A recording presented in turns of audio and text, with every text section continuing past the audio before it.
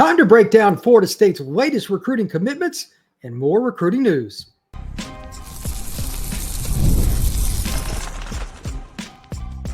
You are Locked On Seminoles, your daily podcast on the Florida State Seminoles.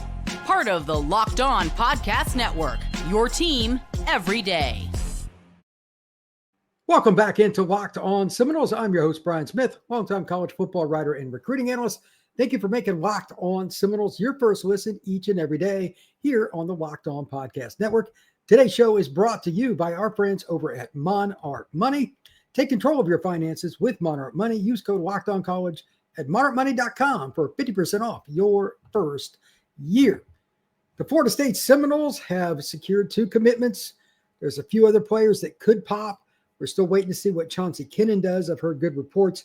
I had a conversation with John Garcia Jr. of Rivals.com earlier today over on the Portal podcast, talking about him. He's probably the most important guy on the board on the defensive side. There's still Aaron Thomas and some other players on offense. We'll get into some of those guys over the next few days, but I'm going to talk about primarily the 2 commitments they got yesterday, and we're going to break down more quarterback recruiting news. We're going to talk about other players visiting, a surprise, at least to the public, visitor that was on campus today and a 5-star defensive lineman, and more recruiting news for Florida State. And then finally, just kind of the overview. Florida State versus Florida and Florida State versus Miami in terms of recruiting. Where are things trending with all 3 of the big 3 programs? So let's start off with the film reviews. Tico Kittenden, defensive tackle, 6'4", 300 pounds, out of Lithonia, Georgia. This is a young man that's been coveted by a number of programs. And I was curious to see if he was more than just a plugger. A lot of 300-pound guys you'd still take because stuff in the run's so important. But this young man, Tico, can move. He is not just a guy that's a big body in the middle, not even remotely. He's actually, and it was pretty clear on film, a one-gap-and-go guy. Really is. He would have fit the 1995 or the 1999 or the 93 Noles or any of those teams. That 4-3 defense, the one-gap, Mickey Andrews defense, 100%. He would have been a fit. Now, before I go into all the superlatives, and I really liked his film, my only question is, and this is for any defensive tackle that's in this similar circumstance, will he adapt to playing different schemes play to play? Because that's really what college football has become. And Tony White's defense can certainly do that. Showing multiple fronts from one play to the next with the exact same personnel on your defense. In other words, do you know the scheme? Are you willing to go through it? Are you willing to learn all of it? Before I say anything else, I'm just going to go ahead and say this.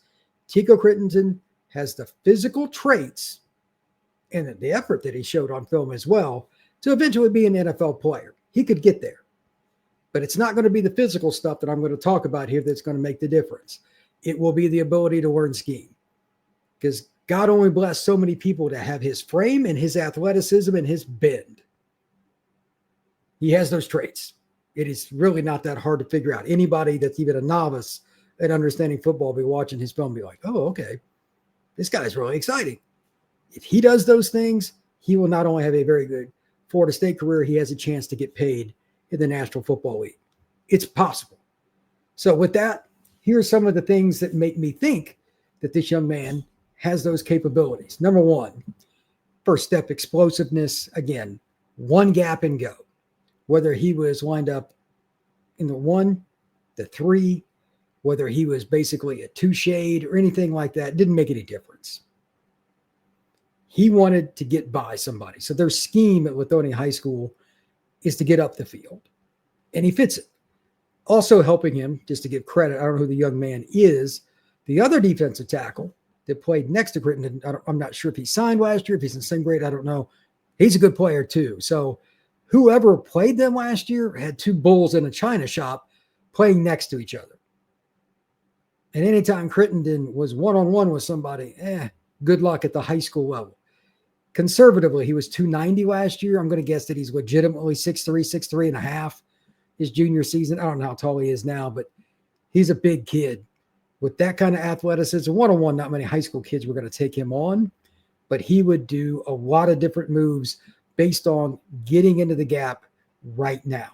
And every now and then he would mix it up, push and pull, hit the guy, extend his arms, and then pull him by.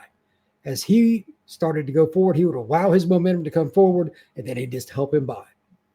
It's an old school move that has been around the NFL and college football forever. Tico Kittenden, that is his move. He adds that with the dip, just going underneath the offensive guard or the center. Those two moves are his bread and butter. Occasionally he'll throw in a hand swipe or something like that, or a rip, but he doesn't make it complex, and that is fine. If that's what you're good at and you get into the backfield, continue to do so. In other words, keep it simple, stupid. That old saying, Tico Kittenden fits that. So effort, speed, runs down the line well. Like, he would get into the backfield with one of those moves. It was really impressive to see how well he bent, and he could come to a stop and then change direction and just run the L, like forward and either right or left. Turn that corner with precision. Like, for a 300-pound guy, or roughly last season, it was impressive. You could argue that's the most physically imposing thing about him. Not many 300-pound guys change direction very well at all. They round everything. Like, he put his foot in the ground and could stop. That's usually something you see from a running back or a slot receiver. Not for this kid. And that's one of the main reasons, again, why he has a chance to eventually be an NFL player. He has that capability. Now, this is where it gets really interesting. You can't teach effort. I say it all the time. I'm going to say it again right now. Tico Kittenden loves football. There are plays where it's in a muck, goal line, short yardage. He's double teamed. He's not necessarily going to, quote unquote, make the play, but he creates the pile and he'll get a hand in on the play. He'll dive at the guy and at least get partially involved in it. The effort is something you can't teach either. God gave him the physical traits, but the effort is all on Tico, and he has that. Loved watching that part of his film. It was consistent. I know it's a highlight film and all that, but he had a bunch of highlights. And there's a lot of it where he made it clear that he wanted whoever's watching the tape to see his effort. And I applaud that. That's smart. If you play hard, you should be rewarded. So tip of the cap to Tico for that. Now, the other thing, when you're 300 pounds, you would expect a young man to have some power. It's right around the 145 mark, and this isn't something he normally did, but he was playing just to the right of the center. I can't remember if he was 3 tech or 1 tech on that play, but it doesn't matter. Maybe the best play on his highlight, and it's hilarious. Right arm, I assume he's right-handed, I don't know. He hits the player in front of him and just moves him out of the way with one hand, like a bear. And the kid in front of him wasn't some little guy either. When I saw that and then he just charged into the backfield, I'm like, holy cow. Those are things that make you wonder, like, if he was just genetically a little different in strength, like that country boy strength, that just power. Crittenden has that. Tico Kittenden has a lot of it, like one arm moving a very large kid out of the way. And then again, immediately with the effort and the athleticism combined, he went into the backfield. It's on like the 145 mark of Tico Crittenden's junior huddle film, if you want to watch it. Just really, really impressive. A few other things that I really liked about him, as I mentioned early, maybe the most important thing for any big guy. Are you a knee bender or a waist bender? He's a knee bender. First play, he dips under, gets real low, gets by an offensive lineman. He can bend at the knee. He's flexible. He's athletic for a large man. That's going to help him in numerous ways.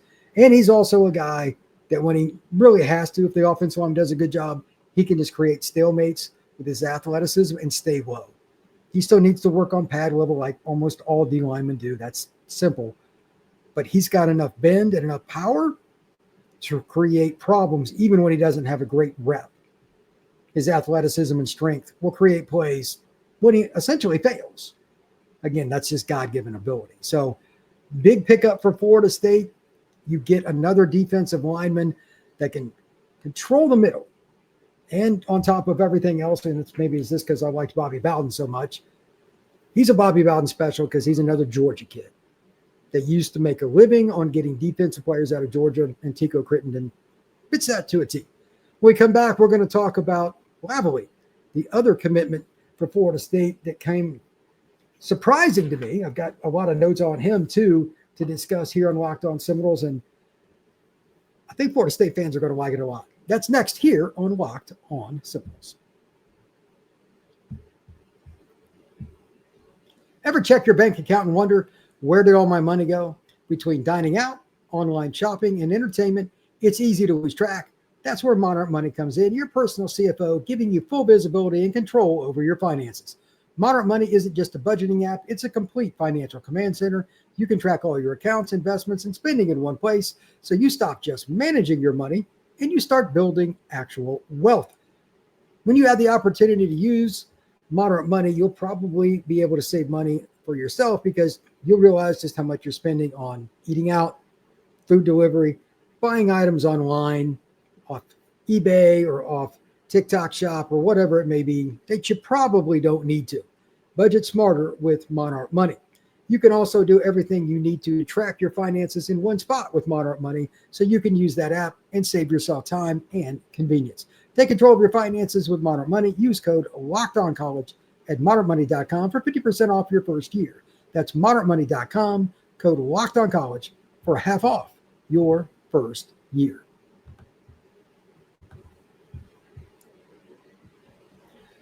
Thank you once again for making Locked On Seminoles your first listen each and every day. I truly appreciate you stopping in to talk all things Florida State Seminoles football. And now it is time to talk about Noah Lavallee, the commitment out of Walton High School just outside of Atlanta, inside linebacker that is quite honestly the rare three-down inside linebacker. What does that mean? Run defense, he can absolutely play in the box.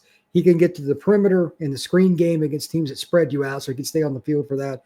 And then third down in obvious passing situations, he not only recognizes and gets to a spot, if he has to chase, he knows when to turn, he knows how quickly he needs to get to a spot, and he will play ball you man defense, stay in between the quarterback and the intended target, making it very difficult to throw a pass and complete it. He's savvy, he's intelligent, he's athletic, he's well-trained. All the little things that you look for in an inside linebacker, Lavallee has it. And I'll just flat out say it. Considering he plays at Walton, it's a program, again, just on the edge of Atlanta.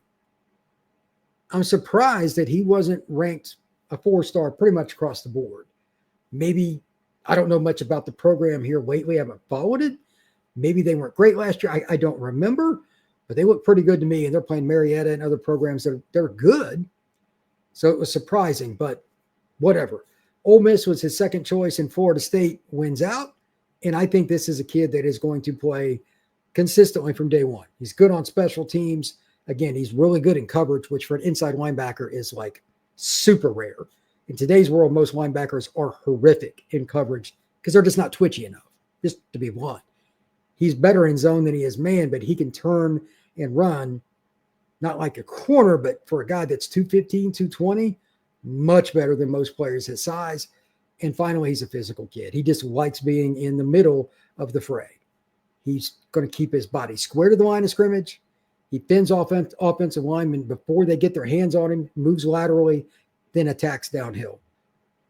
He's been well coached. That is blatantly clear. Absolute steal for Florida State. I was very happy to watch his film. And to be honest, we got to the end, he did it by sections, like run defense, pass defense, special teams. And it was a long, long film. But I got through like 8-9 minutes before I even realized it. Then a thing pops up that says special teams. Like, oh, wow, look how far I am into this. And usually I watch 2 minutes of film and I'm bored with the kid because you kind of know who they are. This kid kept showing something different in terms of his technique, recognition. Didn't matter. He was good at it. Even blitzing. He's got a little bit of everything. I can see why Florida State wanted him. But I asked the following question. Why didn't more teams? That's their problem. But Florida State gets a win in this battle. And here are a few of the other notes that I brought up with him. Coverage is the one thing I was most happy about because that makes him a 3-down player. But he reads screens well. He gets over the top, goes under. He just kind of understands the route that is best. You got to, if you're going to go under a block, you better get there, or else that could be a house call. He does that a little bit, whether it's a run game or a screen game. Uses his speed, but takes good angles to the football. He also shoots gaps. Backside, if they're running outside zone and he's on the backside of the play, he'll penetrate, but won't go too far to waste steps and time and then move laterally down the line of scrimmage on a beeline towards the ball carrier. Savvy, once again.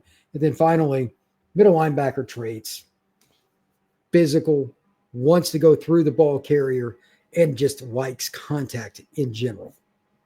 Florida State won out here in terms of getting a recruiting win with Lavallee. And again, I think he's a guy that's going to play early, and I think he'll eventually be a multi-year starter at Florida State. Those kind of kids that are good three-prong players, screen game, run game, and being traditionally better than most guys at inside linebacker in the pass game, they're not going to sit long. They're going to find a way to get you on the field. Nice pickup for the Florida State Seminoles. Let's go over just kind of a rundown. There's a lot of recruiting news here. Going to try to break down through it. And then in the next segment, I'll just talk specifically Florida State versus Florida and Florida State versus Miami. Jaden O'Neal, he was interviewed after his visit to Florida State. Some people feel really good about where Florida State is, but from reading the interview on Noles 24/7, etc., I'm not sure what you can glean from it. The kid's been taught how to speak to the media. I don't know. There's probably more information from the local media than what I can get from it. I don't know Jaden on a personal level. Nice kid. I've been around him, but he had a good experience with the players. He spoke with Thomas Castellanos about Gus, etc. I think they're in a pretty good spot, but there's still two things to mention. Bo Bentley is the top guy on the board for Oklahoma. That's pretty obvious. If he commits to them, when is it? When is important? Because Florida State's going to want an answer sooner or later. Secondarily, if Bo Bentley does select Oklahoma, is that an automatic that Jaden O'Neal is going to go to Florida State? I don't think so, because he is visiting Oklahoma this weekend. So we need to get through this weekend to really get any clarity. And for the record, Bo Bentley's at the Elite 11 finals right now in Los Angeles. So I doubt he does anything. Next week, we could have some clarity on Florida State's quarterback recruiting. Wide receiver, Devin Carter. I know that some around Florida State's media still think there's a chance with him. I think that one's pretty much over. Surprising me quite a bit. He had visited Florida State, and maybe Florida State can get him back on campus again, but he said he's locked in with Auburn. We'll see if that's true. You know how recruits are in today's world, especially, they're 17, but he thinks that Auburn's the place for him. He's from Douglas County High School, just west of Atlanta. He lives about an hour and 40 minutes from Auburn's campus. It's pretty close. So I would imagine that's the biggest thing. It's more convenient, but he has been to Florida State's campus multiple times. And of course, his father is Dexter Carter, the famous running back for the Noles, and he played in the NFL for a while. But right now, I think that Florida State's out on him. The good news is they're in on some other players, and it sounds like they're in a pretty good spot. Aaron Thomas, probably going to make a decision sometime next week. We'll see. Early next week, I communicated with a member of his family. That's probable. Now, he has a visit coming up, and I'm not sure if it's going to matter or not. You never know how each visit's going to go. But Aaron Thomas has got another visit coming up this weekend. If they can get by this weekend without just a quick commitment and he goes home, the people around want Florida State. Just going to leave it at that. Ohio State's involved, Texas, etc. He's got an elite visit list. But if he can get home, look at it, and just look at the depth chart, etc., I think Florida State's got a great chance. And one could argue, he's from Mountain Point High School in Phoenix, but his dad's Eric Thomas, played at Florida State, was on the 99 title team as an offensive lineman. One could argue he's the most important guy on the board, regardless of position. And even though he's an out-of-state kid, again, he's Florida State legacy, because of the position, his natural size, and the fact that Florida State's O-line recruiting board, which was at one time massive, is really, really dwindling fast. They must get Aaron Thomas. I'll talk more about that in about a week. I want to see what Aaron Thomas's decision is first. But if they don't get him, it's leaning towards panic time with O-line, in my opinion, because I don't see the offensive tackles available. Samuel Roseborough just committed to Texas A&M. That is no bueno. They're not getting the guys they need in-state. They haven't done a good job in-state with the elite offensive tackle kids. We'll see how it goes, but Florida State's behind right now. Even though they lined up a bazillion visits, they're just not closing on these guys right now. So that's a little concerning, but let's see how that goes. Then we'll get into it next week. Brody Jennings will be on campus this upcoming weekend, is what I've heard. He's from Jacksonville, one of the top corners in the country, very athletic. He's a Michigan commit. Florida State, Miami, Florida, Georgia, and everybody else. They've all come through. They all like him. Michigan's trying to hold on to him. I'm not sure where he's going to go, but I know Georgia really wants him. That's always tough when Kirby wants a DB. We'll see. Florida really wants him. We'll see. I have no idea what his time frame is, and I just heard about this before I started getting in front of the microphone for this podcast. But getting Jennings on campus for an OB is big, and his father is Bradley Jennings, former Florida State linebacker, another guy in the late 90s, really good player for the Noles. So that would be good news for Florida State. He can definitely play. Keon Chapman, he's out of Jackson, Alabama, same high school as a certain quarterback. It doesn't appear to be looking at Florida State anymore. We'll leave that at that. But this is a big-bodied receiver that can play that boundary spot. Florida State needs one, down to UNC and Florida State. He will decide June 27th. So in just over a week, we'll know where he's going, whether it's FSU or North Carolina. When we come back, I'm going to talk a little bit about the big box perspective of Florida State versus Florida and Florida State versus Miami. There's a lot going on with all three of these schools in recruiting. We're going to break it down here on Locked on Seminoles.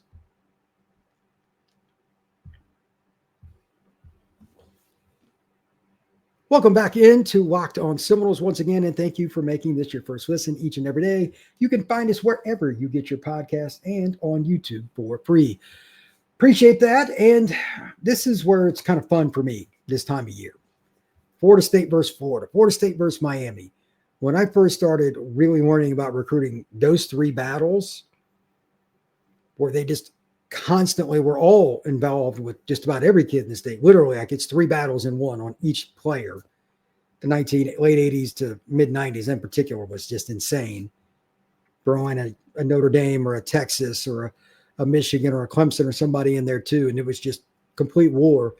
There's a few like that for the class of 26, but I also want to add in the perspective of where these teams are trending. Let's start with the Gators in terms of Florida State and Florida. Florida is absolutely winning the O-line battle war right now against Florida State, and that bothers me. But again, we'll get into that next week a little more. I need to see what Aaron Thomas does.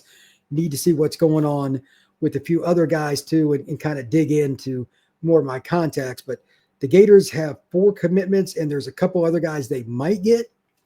Plus, there's Hezzy Kent. I know Florida State's trying to get him on campus. He's a kid out of Southeast Georgia that's massive, wants to play tight end, but he's 280. I don't know if that'll happen or not, but whatever. Miami, Florida, Florida State, all involved, kind of old school. It's one of the reasons I brought him up. All three like him. Kent's a guy that could end up at any one of those three. Florida might be the leader. Not sure. But Florida's doing a pretty good job with O-lineman. They just got a really good running back in Carson Baker out of Langston Hughes. You're going to see him play against Florida State. He can fly 200, 205 pounds, like 10.4, 10.5 speed. He is an elite athlete. Really good player in terms of his upside. He's still a little raw, but there's no doubt he's got traits. Florida State obviously is in on some really good running backs. They've got their own commitment from getting the Panhandle. I love him. I'm not concerned about Florida State's running back room, but I was surprised that Baker picked Florida because their running back room might be deeper than Florida State's. So that was interesting. Wide receiver, they're after some of the same players. We'll see, but I've heard they're not going to take Samarian Wingo right now. I don't know if that's true or not. I found that to be a bit odd, but they're waiting on Davion Gross, a kid out of Texas, and some other players too. So we'll see what happens with Florida there. Defensively, they just got J. Raylan McCoy, good defensive lineman out of Mississippi. But James Johnson, the kid that Florida State just had on campus, as well as Gravel, the defensive lineman out of Fort Myers. They're actually both from Fort Myers. James Johnson just transferred to Miami Northwestern, though. Gravel has been very difficult to figure out where he's going. Probably one of the in-state schools, maybe Georgia. But James Johnson, I've heard Texas. Watch out for the Texas Longhorns. Syracuse is worried about that. They thought they had a shot at him, but I don't think he's going to end up at Florida State from what I heard today. We'll see how that goes. Let's see what other notes I've got here. Got a couple other kids that are kind of interesting in regards to Florida State. Trenton Henderson, who I mentioned, was on campus today at Florida State.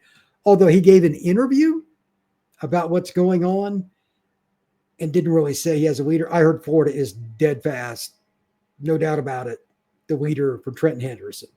I've heard that from multiple people that are not associated from same network, etc.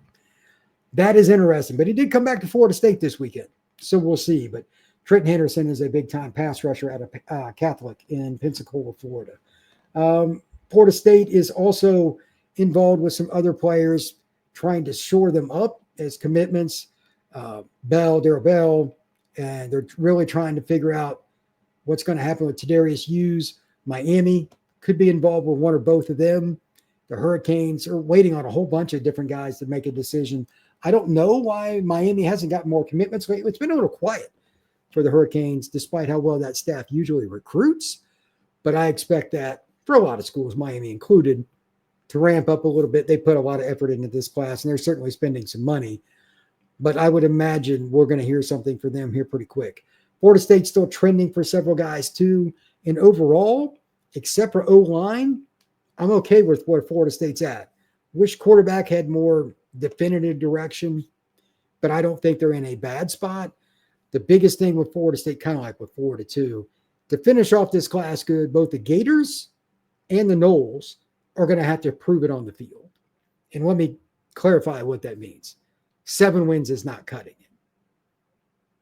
To get the kids they have and keep them, in addition to adding to their commitment list, it's about winning 8-9 games minimum for both schools. And Florida's schedule is going to make that hard. And for Florida State, they just got so many new pieces, new system. I have no idea what to expect. So I just kind of picked down the middle. I picked 7-5. I know FanDuel's got FSU at 7.5 wins for the over-under total. I don't think that would move the needle for recruits. That concerns me, but we'll see. Miami, they're just waiting on the big fish, and they're recruiting nationally more than Florida and Florida State are. So they're a little harder to judge, but they're trying to get Tristan Keys. They're trying to get some players out of state, kids from California. They're waiting on some kids from the East Coast too. Like, we'll see. But Miami recruiting is a little more convoluted. It is what it is. But right now, if I had to rank it, Florida, Miami, Florida State in that order in the classes, who's got the best class right now? But they all have question marks, and they all need to win on the field. Florida State are in particular, but Miami, I mean, they collapsed at the end of the last year, and that probably hurt them a little bit in recruiting, not only at the end of last cycle, but to beginning this cycle too. So they need to have a good game against Notre Dame and Florida, because otherwise they're just going to be that, that 10 to 15 range, and that's not going to move the needle when they got to play teams in the playoff like a Texas or Notre Dame or Ohio State, if they could make a playoff ever. So it's the same thing for all three schools. This season, for each of the big three, the one or the two that fall down the most will be the ones that struggle the most in recruiting. Kids don't wait around. If they see you struggling, they will drop you. Today's college football recruit is savvy and savage. They do not play around. They want to win, and they want to win now. So you got to prove it. Thank you once again for making Locked On Seminoles your first listen each and every day. I truly appreciate you stopping in to talk some Noles with me. We will see you all again tomorrow.